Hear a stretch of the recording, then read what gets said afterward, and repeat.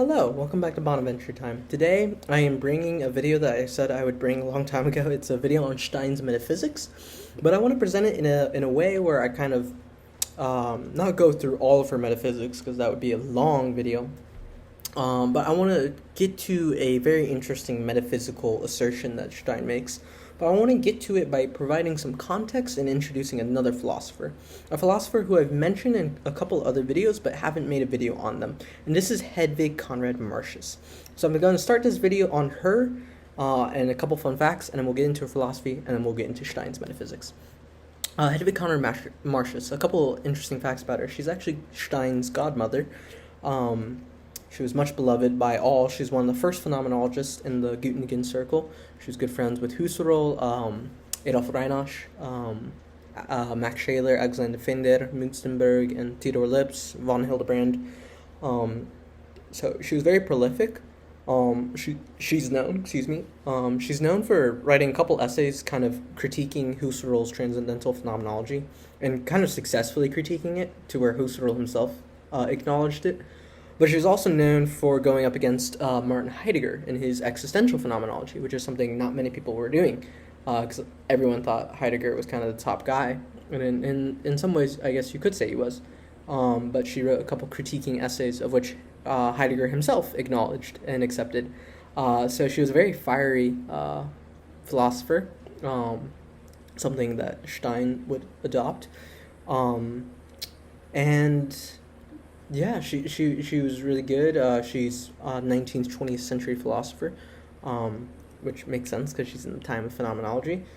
And she was very interested in ontology and metaphysics. And we'll get into one of her works on metaphysics. But one last fun fact is she was kind of known as like a mom to the phenomenologists.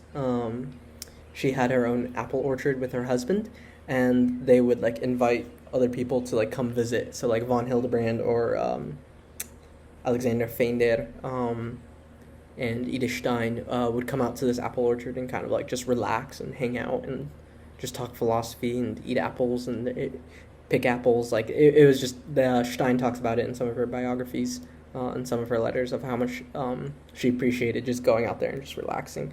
So it's kind of a fun thing. They would refer to her kind of like almost as a mom in the phenomenological circle. So those are a couple fun facts about Hedwig Conrad-Martius. But now to her philosophy. I'm going to be looking at mostly, or I'm going to be referring to Martius's work, Metaphysical Conversations. It's a dialogue between Seilander and Montanus, and it's a dialogue trying to get to really identifying the hierarchy of being and really what makes humans different from animals, and I just said again, plants, angels, demons, and trying to understand the body, soul, and spirit. So Martius begins by trying to understand what is the difference between a plant and an animal. And Martius would say that it's passive passivity versus active passivity. And what does she mean by that? Well, she uses the example of a knee being hit by something that falls on it and then jerking back, and a leg twitching. And she notes that in the leg twitching, the person undergoes this action and does nothing. It's just complete passive receptivity. So she calls it a passive passivity. But in contrast to the person who had something fall on their leg and they jerk it back, well, they're in a receptive state, it's passive, they still react, they act, and the act goes through the subject. And so while it's still a passive action, so to speak, it's an active passivity, right? Because they act through that passivity. So Martius would say that this is analogous to animals and plants when they undergo sensations, bodily sensations, right? Plants have a passive passivity in receiving sensations, but animals have an active passivity. They can react, they can move, they have, so to speak, a personal body. And Martius would say they have, properly speaking, a true body, as opposed to a plant which does not have a true body, properly speaking. And so in this way, she's going to identify a difference between the plant and the animal. And she would say that the reason that the animal can do this is because it has a soul. Its base is in a soul. and so the soul allows it to have a personal body, whereas the plant is based in the body, and so it has an impersonal body.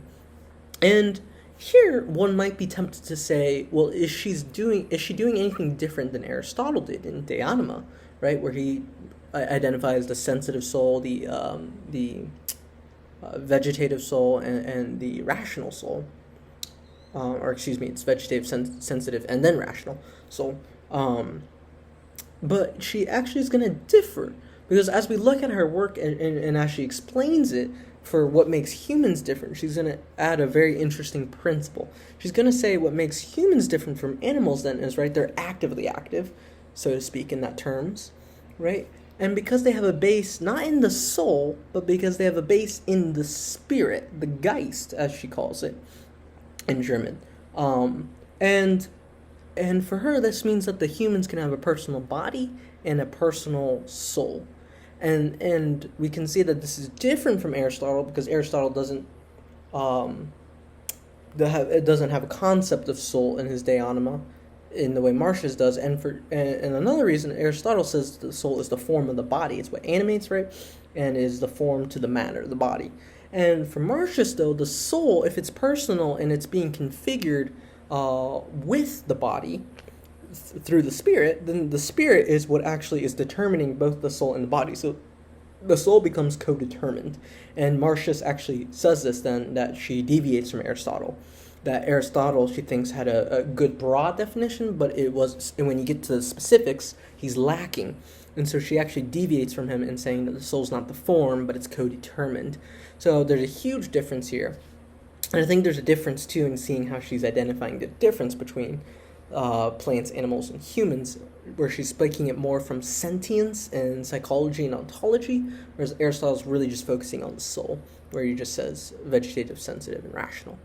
But the spirit, let's expand upon this, because this will help us understand Stein's metaphysics. The spirit for Martius, she speaks about in imagery. She used the imagery of lightness, and she used the imagery of height, whereas she speaks of the soul in terms of depth, right? And what she means by that is the soul allows us to sink into ourselves, to go into the very parts of our being, to go into to use Hildebrand's term, Eigenleben, one's own life, right? A subjectivity, right, to sink into. And the spirit, though, allows us to transcend into the spiritual realm, into the realm of angels, to the realm of God, right, in mystical contemplation, right? And the reason that imagery is fascinating is because she makes a claim that pure spirits, angels, right, because they're pure spirit, she thinks they're soulless. And so she would say that if they had a soul, it's purely spiritual. So it's not soul, it's just spirit. And for her, then, she means to say that the soul, because they don't have a soul, angels can't sink into themselves. They can't have a self-presence to their subjectivity, so to speak, right? And this is really fascinating for Martius, because she's identifying that there's something unique to humans that they have in having both a soul and a spirit. That in having a soul, they can sink into themselves, into their subjectivity, but in having a spirit, they can also transcend into the spiritual realm. Whereas a spirit, pure spirit, is only just born into that spiritual realm, but it can't sink into itself. So it lacks a full personality, as Martius would go on to say, which I think is just really fascinating. It's a very fascinating assertion. And she would go, if you go lower in the hierarchy of being, she would say animals, right, they're in some way soulless, because they would have an impersonal soul, and they lack the capability of transcending.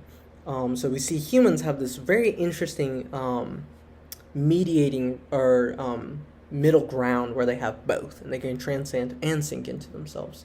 And though Martius wouldn't say this and does not say this, right, I think that's so interesting, because there is something very unique and dignified in the human being,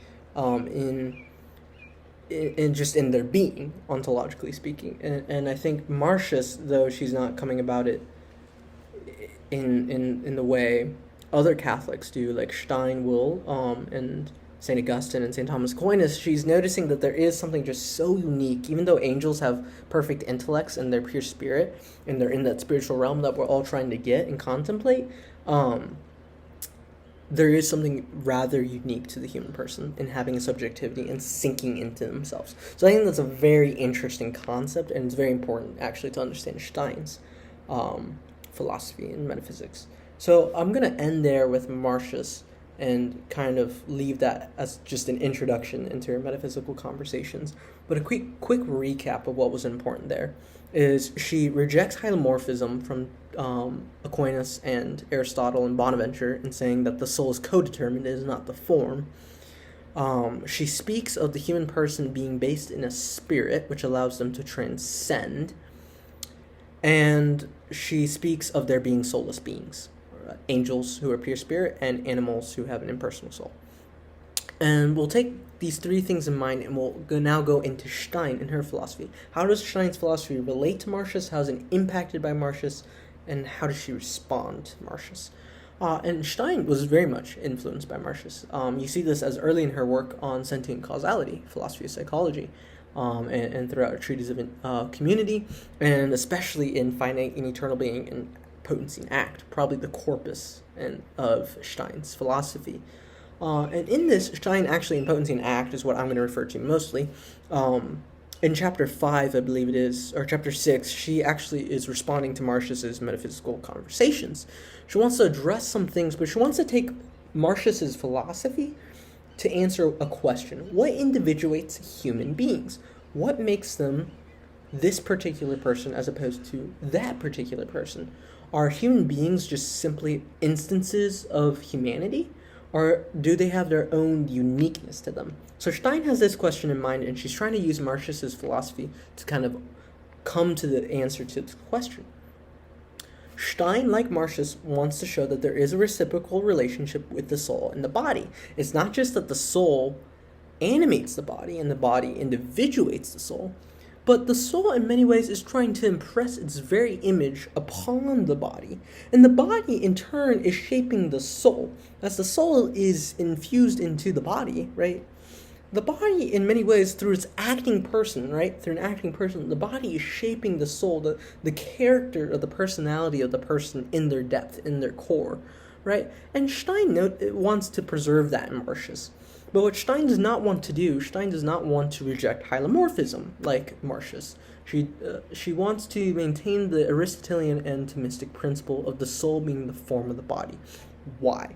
Because if you think about it, actually, if the soul is codetermined and therefore is different according to the spirit of a man or a woman, or a human as opposed to this human, or that human, right?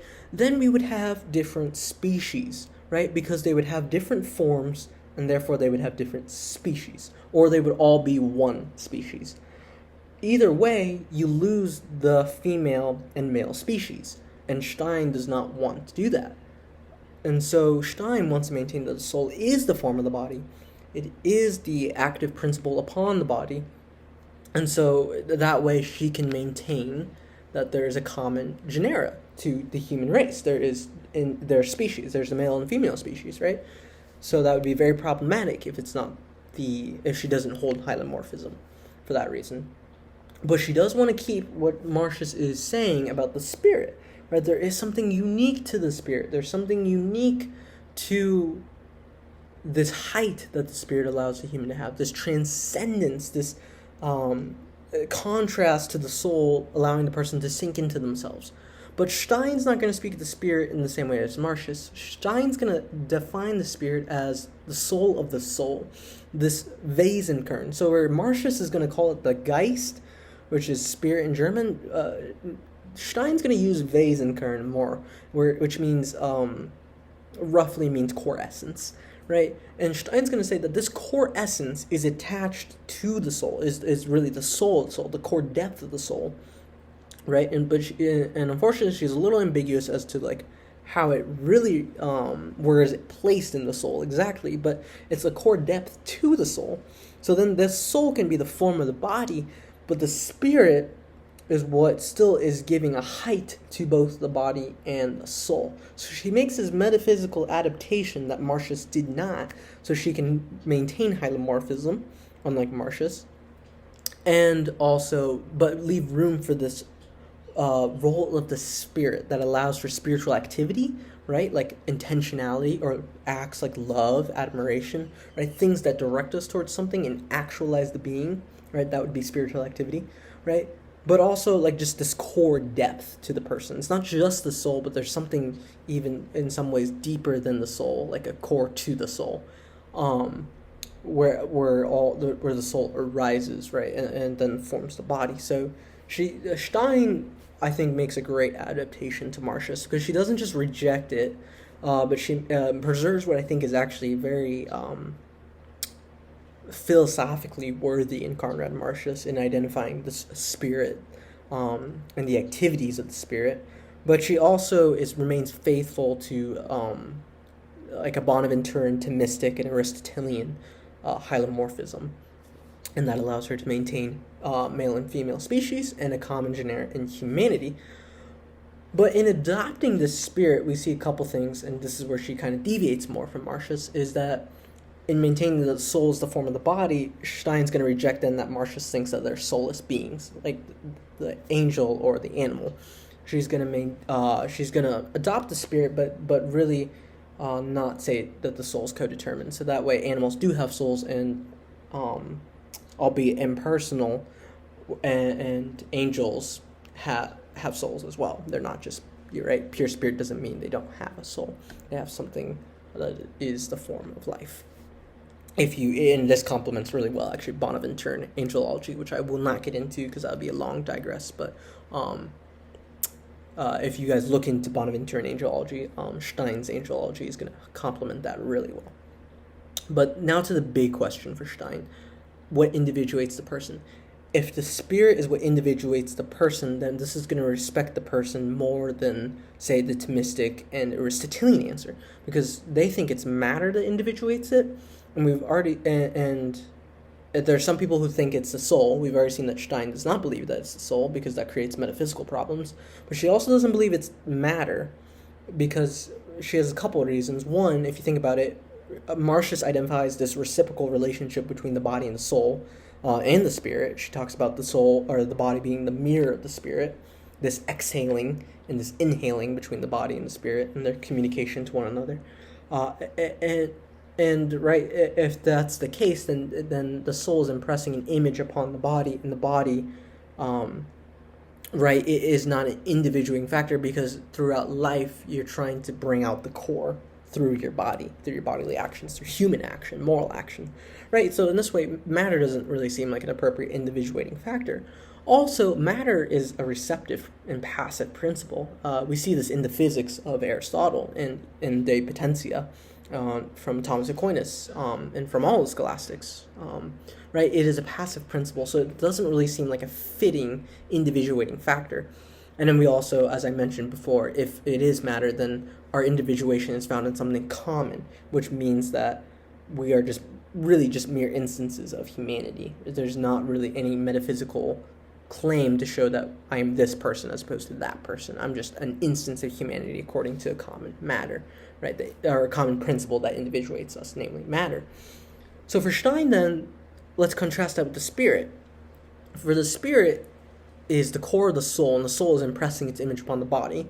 So we already have the core being brought out through something that's more appropriate than matter in that aspect. But also, the spirit's an active principle, right? I already talked about it in relation to spiritual acts, right? It is an active principle, unlike matter. So it is something that is bringing the person into full actualization, right? And this, to me, seems better than matter on just a pure metaphysical foundation. But then finally, if we say it's the spirit, there's this core to the soul of the soul, then that means that people have individual essences, which means that I am not that person because I am this person with my individual essence. But I still have, this essence is still attached to the common human essence. So I don't have my own laws. I can't make my own laws. I can't say that this conforms to my essence. No, I'm attached to the common essence, so I have to reverence natural law and right, all of that in the ethics. There is objective moral norms. But I am also this particular person because of my individual essence and not that particular person. And I think Stein, in adopting the spirit through Conrad-Martius and adapting it and refining it, I think Stein comes to a better individuating principle, but also avoids some metaphysical errors that Conrad-Martius makes. And in this way, I think Stein comes to the best answer in what is the individuating factor for the human beings. Because there is something unique, and Martius understood that. There's something unique to humans in that they have this transcendence in sinking into themselves. There's this polarity. A philosopher, John F. Crosby, does great work in his book, The Selfhood of the Human Person, describing the polarity and the complementary between transcendence and subjectivity. And I think Stein's really highlighting that in adopting Martius's work and showing that we do have an individual essence and that there's something that matters.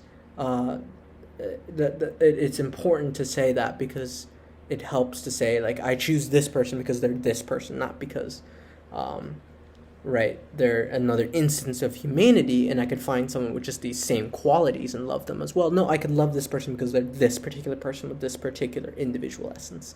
So if you think about it in the context of a philosophy of love, right, I think this does the most justice to human beings. And Hildebrand kind of alludes to this, but doesn't really have the metaphysical background to really explain it. But I think Stein provides that. So I think Stein's metaphysical assertion that we have individual essences attached to a common essence is brilliant. I think it's probably her most important metaphysical claim, and I think it is probably one of the greatest fruits of 20th century philosophy, in my opinion, especially in the idea of individuation. So I'm going to end my video there. I hope that this video was helpful. I know we talked about Locke, Conrad-Martius, her metaphysics, and Stein. But I hope this is helpful just in appreciating Martius and Stein and appreciating, right, metaphysics, how complex this can get, but also to the main point that the dignity of the human person, but also the need to preserve that they have a common nature and that we are subject to moral norms, objective moral norms. So I think this video, I hope it was helpful to kind of understand that. Please like it, please share it, subscribe if you haven't, and I'll see you next time. God bless.